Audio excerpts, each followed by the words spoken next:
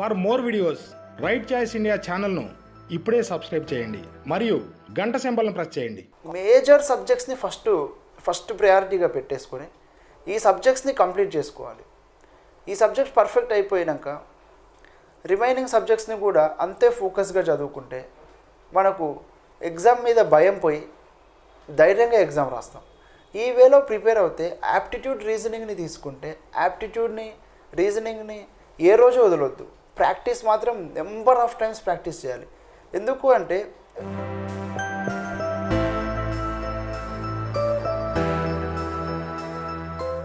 Competitive ఫీల్డ్లో ఏదైనా exam notification వస్తే లక్షల మంది రాస్తుంటారు ఎగ్జామ్. ఆ లక్షల మందిలో అసలు మనం ఉండగలమా అంటే బాగా ప్రిపేర్ అవుతే, బాగా ఫోకస్డ్గా చదివితే, నెంబర్ ఆఫ్ టైమ్స్ రివిజన్ చేస్తే, నీ ఉన్న సబ్జెక్ట్తో నువ్వు ఫ్రెండ్షిప్ చేసి ఆ సబ్జెక్ట్తో నువ్వు ముందుకెళ్తే ఖచ్చితంగా ఉండగలం, ఆ కాంపిటేటివ్ ఫీల్డ్లో నిలబడగలం. నాకు ఒక ఇన్సిడెంట్ అయింది. ఒకసారి నేను ఎగ్జామ్కి 15 డేస్ ముందే నేను ఒక ఫ్రెండ్ని కలిశాను కాంపిటేటివ్ ఫీల్డ్లో ఉన్న. వాడు ఏమన్నాడంటే నాది ఆర్ఎస్ అగర్వాల్ 10 సార్లు అయిపోయింది, 15 సార్లు అయిపోయింది, నేను ఏ క్వశ్చన్ ఇచ్చినా చేస్తా అన్నాడు. నాకు భయం మొదలైపోయింది. అరే వీడిని ఇంత కాన్ఫిడెంట్గా, నాకు అప్పటి వరకు కాన్ఫిడెంట్ ఉంది, నేను కంప్లీట్ చేశాను. కానీ ఒకడు వచ్చి మన కాన్ఫిడెంట్ని దెబ్బతీస్తున్నాడు. అప్పుడు నువ్వు నిన్ను నమ్ముకొని నేను చేశాను కదా, నా ప్రిపరేషన్ కరెక్ట్ ఉంది, నాకేం ప్రాబ్లం లేదు. ఎన్ని లక్షల మంది ఉన్నా, ఎన్ని పోస్టులు ఉన్నా మనకు కావాల్సింది ఒక్క జాబ్. ఆ ఒక్క పోస్ట్ కోసం మనం పోరాడుతున్నప్పుడు ఆ ఒక్క పోస్టును అందుకోవడానికి మనం కష్టపడాలి అంటే నెంబర్ ఆఫ్ టైమ్స్ రివిజన్ చేయాలి. సబ్జెక్ట్ని ఈజీ చేసుకోవాలి. సబ్జెక్ట్ని ఎలా అంటే సబ్జెక్ట్ అంటే ఇప్పుడు జాగ్రఫీ ఉంది, దాన్ని నెంబర్ ఆఫ్ టైమ్స్ రివిజన్ చేసేస్తే నెక్స్ట్ టైం పేపర్ తిప్పాల్సిన అవసరం లేకుండా మైండ్లోనే ఇక్కడ అంటే ఇది జాగ్రఫీలో ఫస్ట్ టాపిక్ తీసుకుంటే ఆ టాపిక్ ఓపెన్ చేసిన వెంటనే చదివేసుకున్నాం, ఏ పాయింట్ మిస్ అవ్వట్లేదు.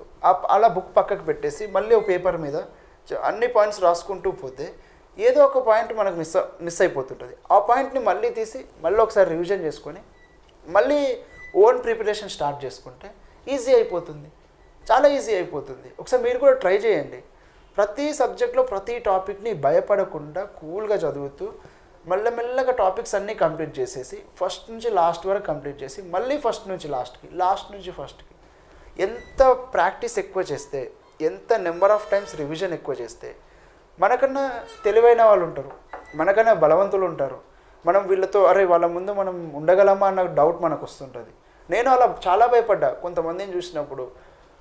మనం ఇప్పుడే కాంపిటేటివ్ ఫీల్డ్లోకి వచ్చాం, వాళ్ళు 4 సంవత్సరాల నుంచి ఉన్నారు, మన వల్ల అవుతుందో లేదో, అంటే మనకు కూడా 4 సంవత్సరాలు పడుతుందేమో, మనం కూడా ఇలానే ఉండిపోతామేమో అన్న భయం నాకు ప్రతి నిమిషం ఉండేది. ప్రతి నిమిషం ఉన్నప్పుడు ఇక్కడ ఇన్స్టిట్యూట్లో మోటివేట్ చేసేవాళ్ళు అనమాట. ఎప్పుడు ఎవరు తక్కువ కాదు, ఎవరు ఎక్కువ కాదు, అందరూ సమానమే, అందరూ ఒకటే. చదివే విధానం మారాలి. మీరు చదివే విధానం కరెక్ట్ ఉందా లేదా, మీరు కరెక్ట్ వేలో ప్రిపేర్ అవుతున్నారా లేదా, ప్రతి క్లాస్ని వింటూ నోట్స్ రాసుకుంటూ మళ్ళీ దాన్ని టైంకి రివిజన్ చేస్తున్నారా లేదా, చాలు, ఇది ఒక్కటి చాలు మీ సక్సెస్ అవ్వడానికి అని చెప్పారు. మేము అదే విధానాన్ని ఫాలో అయ్యేది. మేము ఎప్పుడూ ఫ్యాకల్టీ చెప్పే ప్రతి మాటని సీరియస్గా తీసుకొని దాని వైజ్గానే ఫాలో అయ్యేది. అలా ఫాలో అవుతున్నప్పుడు సార్ చెప్పేది నిజమే కదా, సార్ చెప్తున్నారు అంతే కదా, ఇంతే సబ్జెక్ట్, ఇంతే, ఇంకేముంది, ఈరోజుకి టాపిక్ అయిపోయింది కదా, ఇంకా ఈజీ అయిపోయి కాన్ఫిడెంట్ పెరిగేదనమాట. నెంబర్ ఆఫ్ టైమ్స్ రివిజన్ చేయడం వల్ల కాన్ఫిడెంట్ ఎక్కువైపోతుంది. ఈ కాన్ఫిడెంట్ ఎక్కువ అవడం వల్ల ఎగ్జామ్లో ప్రెషర్ తగ్గుతుంది. ప్రెషర్ తగ్గి టైంని మేనేజ్మెంట్ చేసుకుంటూ ఎగ్జామ్ని విత్ ఇన్ టైంలో అంతకన్నా 5 minutes ముందే కంప్లీట్ చేయగలం. అలా కంప్లీట్ చేయాలి.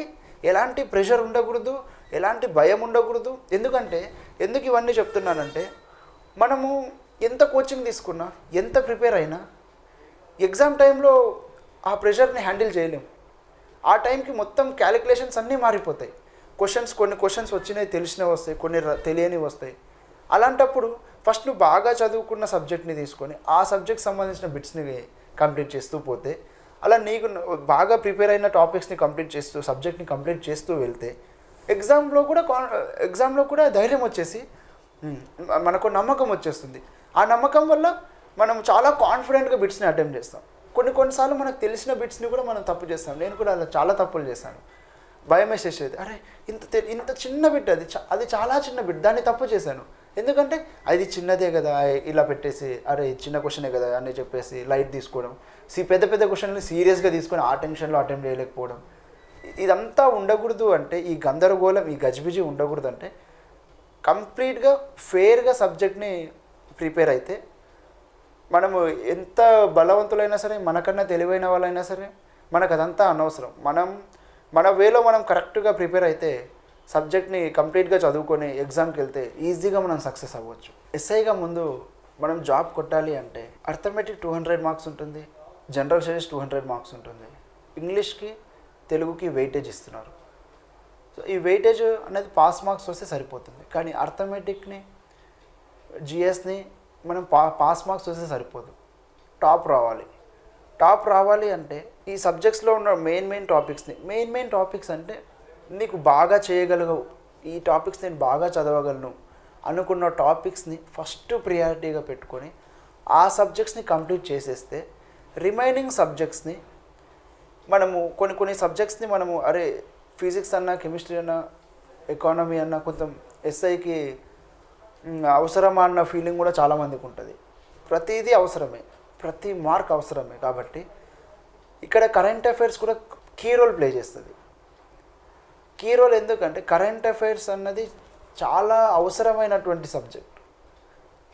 ఆ కరెంట్ అఫైర్స్లో ఉన్న టాపిక్సే కాలక్రమేణా ఫిజిక్స్లో యాడ్ అవుతాయి, కెమిస్ట్రీలో యాడ్ అవుతాయి, పాలిటీలో యాడ్ అవుతాయి, ఎకానమీలో యాడ్ అవుతాయి, హిస్టరీలో యాడ్ అవుతాయి, జాగ్రఫీలో యాడ్ అవుతాయి. సో మేజర్గా జిఎస్లో తీసుకుంటే తెలంగాణ మూమెంట్ తర్వాత అత్యంత ఇంపార్టెంట్ అయిన topic current affairs daily follow అవుతే ఎగ్జామ్లో మనకు హిస్టరీలో ఏ క్వశ్చన్ వస్తుందో తెలియదు, జాగ్రఫీలో ఎలాంటి క్వశ్చన్ వస్తుందో తెలియదు. కరెంట్ అఫైర్స్ టాపిక్స్ మాత్రం కరెంట్ ఉన్న ఇష్యూస్ వస్తాయి కాబట్టి అవే క్వశ్చన్స్ వస్తాయి, ఇంకా అంతకన్నా వేరే క్వశ్చన్స్ రావడానికి ఛాన్స్ కూడా లేదు.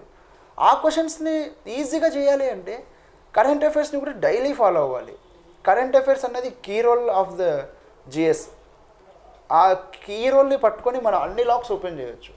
పాలిటీలో ఏదైనా క్వశ్చన్ వస్తుంటుంది, అది ఎక్కడ ఉంది అని సబ్జెక్ట్లో ఉండదు, ఎందుకంటే అది రీసెంట్గా జరిగిన టాపిక్ అయి ఉంటుంది. ఇప్పుడు స్టేట్కి సీఎం మారుతుంటారు, ఇంటర్నేషనల్ వైడ్ నేషనల్ వైడ్స్ కొన్ని టాపిక్స్ జరుగుతూ ఉంటాయి, అవన్నీ బుక్స్లో అప్పుడే అప్డేట్ అవ్వవు. కానీ కరెంట్ అఫైర్స్ని మనం ఎప్పుడైతే నోటిఫికేషన్ వచ్చిందో అప్పటి నుంచి ప్రిపేర్ అవుతూ ఉంటే ఆ టాపిక్స్ అన్నీ రాను ఏమైతే సబ్జెక్ట్లో అప్డేట్ అవ్వడానికి ముందే ఎగ్జామ్లో ఇచ్చేస్తారు. పాలిటీ కింద, ఎకానమీ కింద, జీడిపీస్ అన్నవి ఎప్పటికప్పుడు మారుతుంటాయి. సో ఇవన్నీ క్వశ్చన్స్ మనం చూస్తే బుక్స్లో ఉండవు. అరే ఇన్ని క్వశ్చన్స్ లేవు కదా ఈ పాలిటీలో ఇలా ఇచ్చారు అంటే కరెంట్ అఫైర్స్ టాపిక్స్ అవన్నీ. సో కరెంట్ అఫైర్స్ని, తెలంగాణ మూమెంట్ని, ఇండియన్ హిస్టరీ, జాగ్రఫీ, ఇవి మేజర్గా ఇక్కడికే మనకు 120 మార్క్స్ కవర్ అయిపోతున్నాయి. తెలంగాణ మూమెంట్ కానీ, కరెంట్ అఫైర్స్ కానీ, Indian history, Indian geography 120 marks. తర్వాత మిగతా రిమైనింగ్ సబ్జెక్ట్స్ ఉన్నాయి, ఫిజిక్స్, కెమిస్ట్రీ, బయాలజీ 30 మార్క్స్, మరి తర్వాత పాలిటీ, ఎకానమీ ఒక 30 మార్క్స్, ఎథిక్స్కి ఒక 20 మార్క్స్ ఉన్నాయి. సో ఇలా మార్క్స్ వైజ్గా డివైడ్ చేసుకోకుండా మేజర్ సబ్జెక్ట్స్ని ఫస్ట్ ప్రయారిటీగా పెట్టేసుకొని ఈ సబ్జెక్ట్స్ని కంప్లీట్ చేసుకోవాలి.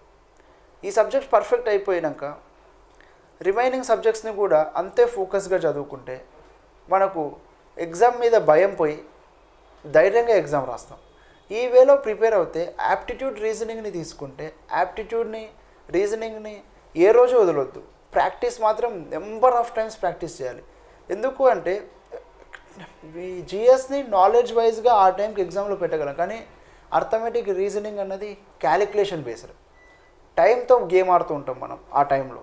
సో అలా గేమ్ ఆడాలి అంటే పెన్ అన్నది ఫాస్ట్గా క్యాలిక్యులేట్ చేస్తూనే ఉండాలి. నువ్వు ఎంత షార్ప్గా, ఎంత ఫాస్ట్గా నువ్వు క్యాలిక్యులేట్ చేస్తే అంత ఫాస్ట్గా నీకు ప్రాబ్లమ్ సాల్వ్ అయిపోతుంది. అలా సాల్వ్ అవుతూ పోతూ ఉంటే క్వశ్చన్స్ తగ్గుతూ ఉంటాయి. నీకు కావాల్సిన టైంలో నువ్వు అన్ని క్వశ్చన్స్ అటెంప్ట్ చేయగలవు. నీకు ఎంతవరకు నువ్వు స్కోర్ చేయగలవో అంతకు ఎక్కువే చేయగలవు. అలా చేయాలి అంటే టైం క్యాలిక్యులేషన్స్ అనేవి ముఖ్యం మనకు. సో మొత్తం అంతా క్యాలిక్యులేషన్సే ఉంటుంది. ఆ టైంలో నువ్వు ఎలా ఆలోచిస్తున్నావు, నువ్వు అంత ఫాస్ట్గా క్యాలిక్యులేట్ చేయగలవు. క్యాలిక్యులేషన్స్ చేయాలి అంటే నెంబర్ ఆఫ్ టైమ్స్ ప్రాక్టీస్ ఉండాలి, నెంబర్ ఆఫ్ టైమ్స్ రివిజన్ ఉండాలి. రీజనింగ్ అన్నది కంప్లీట్ మైండ్ గేమ్. దీన్ని ఒక గేమ్లో ఆడితే భలే ఉంటుంది. గేమ్లో ఆడుతూ పోతే మనకు అది కూడా ఎగ్జామ్లో కూడా ఒక గేమ్ అనుకుని స్టార్ట్ చేయాలి. ఇంకా చేస్తూ ఉంటే ఈజీ వేలో మనం ప్రాబ్లమ్స్ సాల్వ్ చేసేస్తాం. అలా సాల్వ్ చేస్తూ పోతే ఇప్పుడు ఎస్ఐ ఎగ్జామ్కి 4 ఎగ్జామ్స్ కీ రోలే. ఏ ఒక్క ఎగ్జామ్ మనం సరిగ్గా రాకపోయినా ఆ ఎఫెక్ట్ అనేది తర్వాత ఎగ్జామ్స్ మీద పడుతుంది. సో మనం యుద్ధానికి వెళ్తున్నప్పుడు ఈ 4 ఎగ్జామ్స్ మీద కంప్లీట్ గ్రిప్ ఉండాలి. ప్రతి సబ్జెక్ట్ని లైట్ తీసుకుంది. ఎప్పుడైతే ఏ సబ్జెక్ట్ని అయితే లైట్ తీసుకున్నావో నువ్వు అక్కడే ఉండిపోతావు. నువ్వు ఏ సబ్జెక్ట్ని లైట్ తీసుకోవడానికి లేదు ఇక్కడ.